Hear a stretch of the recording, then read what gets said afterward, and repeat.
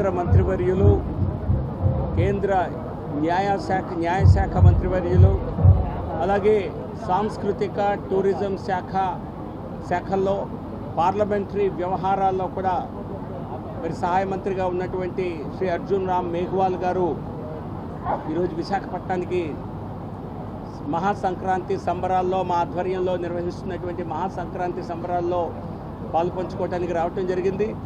ఇది నిజంగా మా అదృష్టం. ఎందుకంటే మన తెలుగు రాష్ట్రాల సంస్కృతి దేశానికి, అన్ని రాష్ట్రాలకి పరిచయం చేయాలి అన్నది ఒక ఉద్దేశంగా వారిని ప్రత్యేకంగా ఆహ్వానించడం జరిగింది.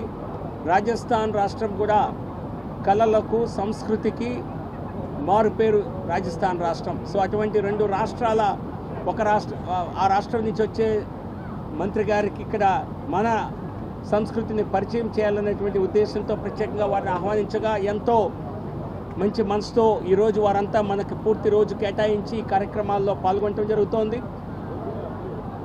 విద్యాధికుడిగా 2009 నుంచి వరుసగా మరి 4 పర్యాయాలు పార్లమెంటు, 3 పర్యాయాలు ఎన్నికై 15 సంవత్సరాలు బికనీర్ పార్లమెంటు నుంచి లోక్సభకు ఎన్నికైనటువంటి అర్జున్ రామ్ మేఘ్వాల్ గారు 4వసారి మళ్ళీ పోటీ చేసి ఎన్నిక కాబోతున్నారు అన్నది తథ్యం. జననేత, అలాగే విద్యాధికుడు,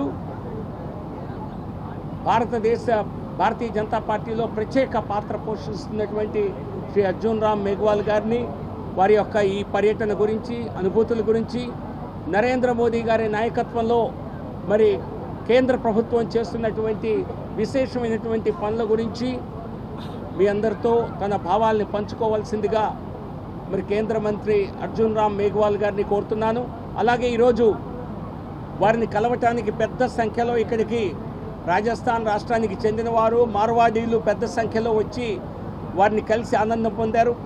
అలాగే కేంద్ర లా మినిస్టర్ కనుక వారు అనేక మంది ఇక్కడ స్థానికంగా ఉన్నటువంటి లాయర్స్ని bar council of India Visakhapatnam వారికి తెలియచేసి వారిని కలపటం కోసం ఇక్కడికి ఆహ్వానించడం జరిగింది. ఈ పత్రికా సమావేశం తర్వాత వారు లాయర్లతో కూడా ముచ్చటిస్తారు.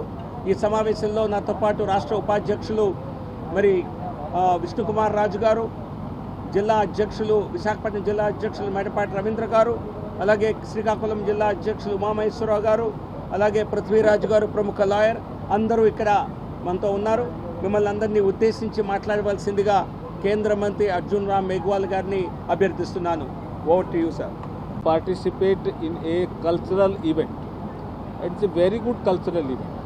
मैं एज ए कल्चर मिनिस्टर के नाते कई इवेंट में जाता हूँ, but I can say you in front of GVL Narasimha ji, Vishnu ji, Ravindra ji, it's a very important event कि हम रूरल एरिया की कल्चर को, जो अर्बनाइजेशन होने के बाद कुछ गांव के लोग अर्बन में आके बस गए और वो अपनी कल्चर को भूल गए, उसको इन्होंने GVL साहब ने एक प्लेटफॉर्म दिया.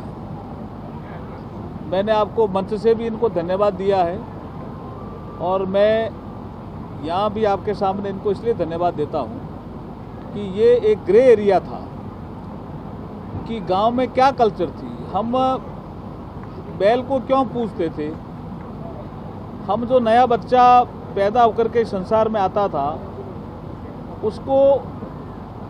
उसको हम क्यों पुष्पों से, फूलों से, फलों से वर्षा करते थे, हम आशीर्वाद देते थे और उस आशीर्वाद के द्वारा वो जब ग्रो करता था तो वो उस क्षेत्र का, उस देश का एक श्रेष्ठ नागरिक बनता था. तो ये जो कुछ नई चीज़ें जो प्रधानमंत्री ने पंच प्राण के द्वारा कही कि हम सब भारतीय विरासत पर हम गर्व करें, हम विरासत पे गर्व करना भूल गए थे कि हमारी विरासत कितनी महान है. इस दिशा में उन्होंने एक कदम बढ़ाया है और जैसे इन्होंने जिक्र किया अभी कि अयोध्या में भगवान श्री राम का मंदिर निर्माण हो रहा है. 22 जनवरी को प्राण प्रतिष्ठा है. पूरे देश में एक उल्लास, उमंग का वातावरण बना है. यहाँ मैं आया, अभी इसी इवेंट में मैंने देखा कि भगवान श्री राम का नाम लेकर के भजन गाए जा रहे थे। हरिदास समाज के लोग एक तानपुरा कुछ बजा रहे थे और उससे वो भजन गा रहे थे। तो ये हमारी एकात्मकता है, यूनिटी है। आप नॉर्थ में चले जाएंगे तो भगवान श्री राम के भजन, आप साउथ में आ जाएंगे तो भगवान श्री राम के भजन, आप ईस्ट में चले जाएंगे तो भी भगवान श्री राम के भजन, आप वेस्ट में चले जाएंगे तो भगवान श्री राम के भजन। इसका मतलब भगवान हमारी राष्ट्रीय चेतना, और उसका 22 जनवरी को एक बड़ा काम हो रहा है। उसके लिए पूरे देश में राष्ट्रीय सांस्कृतिक चेतना जगाने का एक अवसर आया है और यहाँ से भी बहुत से लोग शायद जाएंगे उसके बाद 22 जनवरी के बाद। अभी आपने देखा होगा कि जो हमारे टेम्पल है वो हमारे आस्था के केंद्र रहे।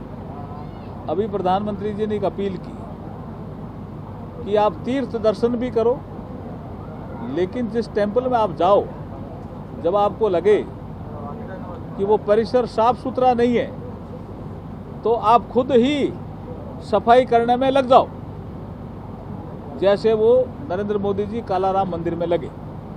तो आपने देखा होगा कि 14 जनवरी से आज के दिन हम सब लोग जिस टेम्पल में जाएंगे वहाँ हमें लगेगा कि थोड़ी ज़रूरत है सफाई करने की, तो हम सब लोग इवन जीवीएल और सारे हमारे पदाधिकारी सफाई के काम में जुटेंगे। कोई आधे घंटा करेगा, कोई घंटा करेगा।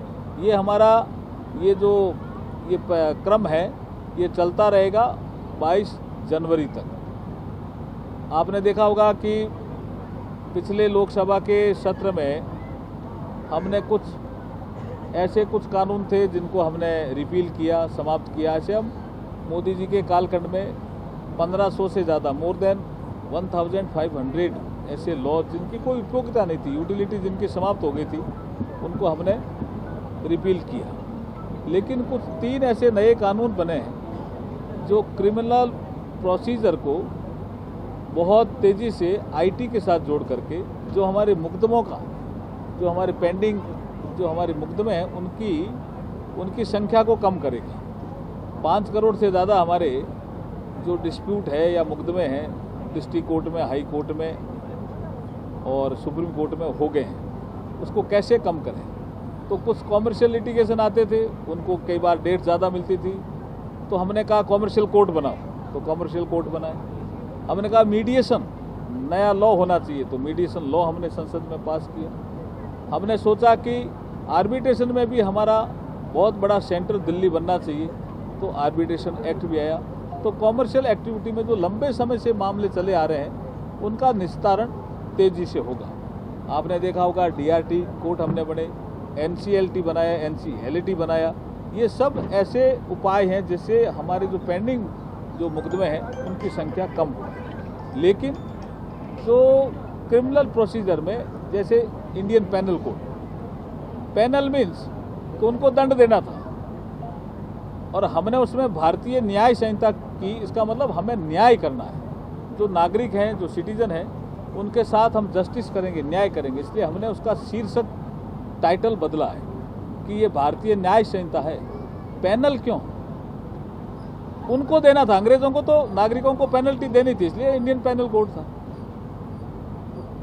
लेकिन उसके बाद जितने भी सेक्शन हैं उसमें भी बहुत अच्छे इंफॉर्मेशन टेक्नोलॉजी जोड़ करके और हमने उसमें जो अमेंडमेंट किए हैं वो आने वाले समय में मुकदमों को भी कम करेंगे और नागरिकों को राहत भी देंगे, रिलीफ भी देंगे। और जैसे आप जीवीएल साहब ने कहा कि कल्चरल उत्थान का ये टाइम है, और मैंने तो देखा है कि भगवान श्री राम का जाने का और आने का रास्ता आंध्रा ही था शायद, दोनों इस तरह से कहीं से गुजरे हैं इधर से। तो यहाँ भगवान श्री राम के प्रति आस्था बहुत ज़बरदस्त है। कई जगह तो चरण है, रामापा टेम्पल है, जैसे ऐसे कई नाम हैं जो राम के नाम से टेम्पल है। और कल हम एक जगह जा भी रहे हैं, तो मुझे इतनी बात कहनी थी, बाद में कुछ आपको कुछ जोड़ना है तो आपको जोड़ेंगे। बहुत बहुत धन्यवाद। मैं, मेरी ड्रेस से आप समझ लो मैं रूरल बैकग्राउंड का आदमी हूँ। ठीक है, मैं राजस्थान में आईएएस था, वो एक अलग विषय है, लेकिन मेरी ड्रेस से समझ जाओ मैं रूरल बैकग्राउंड का आदमी हूँ। रूरल कल्चर को मैं जीता हूँ और मैं एज ए मिनिस्टर भी, जब मैं रूरल एरिया में जाता हूँ तो वहाँ अगर कोई भजन चल रहे हो, सत्संग जिसको हम बोलते हैं, कीर्तन जिसको हम बोलते हैं, तो मेरी रुचि रहती है कि मैं उसमें पार्टिसिपेट करूं। तो इस समय हमारे एरिया में ये भजन चल रहा है, तो उसकी 4 लाइनें मैंने वहाँ गई थी, आपको अच्छा लग रहा है तो मैं सुना देता हूँ। उसका मीनिंग ये है, शंख, यू अंडरस्टैंड ना, शंख क्या बोलते हैं? शंखम। शंखम, शंख बजाने से आवाज आती है, శంఖం పూరిస్తే శబ్దం వస్తుంది, तो वो दूर तक जाती है।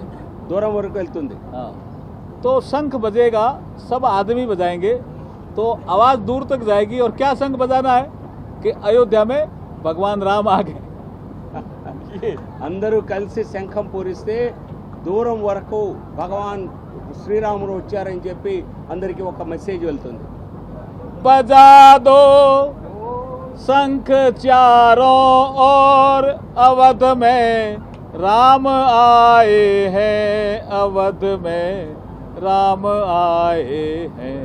बजा दो शंख चारों ओर, बजा दो शंख चारों ओर, अवध में राम आए हैं, अवध में राम आए हैं। श्री राम, जय श्री राम। वो वहां से भी ले लेना, अच्छा है, वहां वो तो बजा रहा था। 1 minute, sir.